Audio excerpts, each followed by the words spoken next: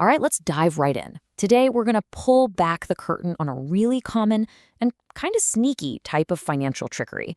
It's a story about magic numbers, fake growth, and a little company called LemonTech.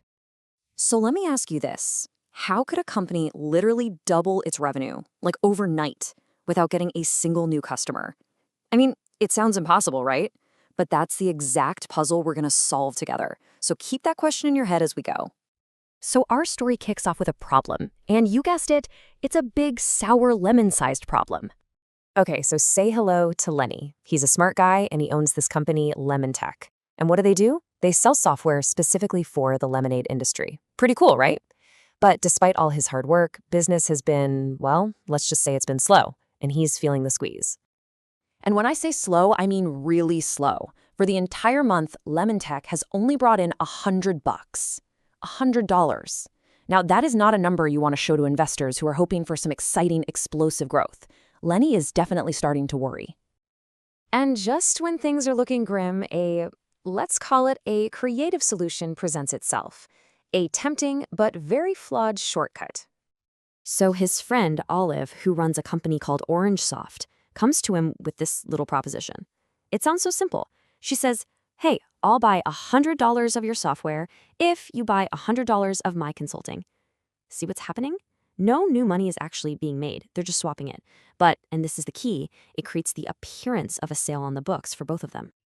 You know, this little maneuver actually has a name. It's called round tripping, and it is a classic accounting trick. The entire point is to pump up your revenue numbers by creating these transactions that look legit on paper, but in reality, they have zero economic substance. The money just goes out and comes right back in.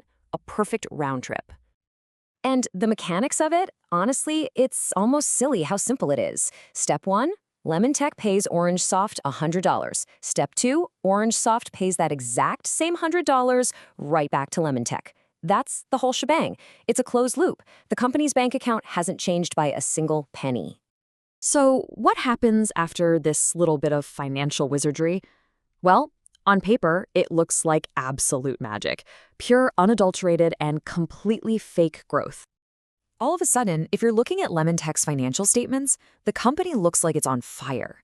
That new $100 transaction gets logged as revenue, and now Lenny can go to his investors with a much, much more exciting story to tell.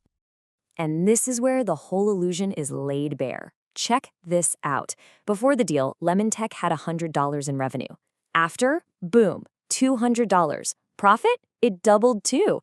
It looks incredible. But, and this is the most important part, look at the cash. It is completely unchanged. The growth wasn't real. It was just a ghost created out of thin air. And when you see it visually like this, the story is just so dramatic. You can see how that one circular transaction makes it look like the business has doubled. This is exactly what someone doing this kind of thing wants people to see. It's a really powerful but totally misleading picture. But here's the thing about illusions, especially the financial kind.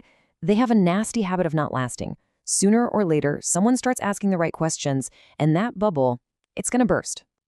And that's exactly what happens. The auditors show up, they start digging into the books, and they deliver the cold, hard truth. This one simple sentence just cuts through all the deception. A sale isn't real if you're just swapping money back and forth. So, how'd they even catch it?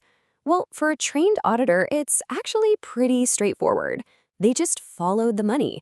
They saw the payment go out to OrangeSoft, and then they saw an identical payment come right back in.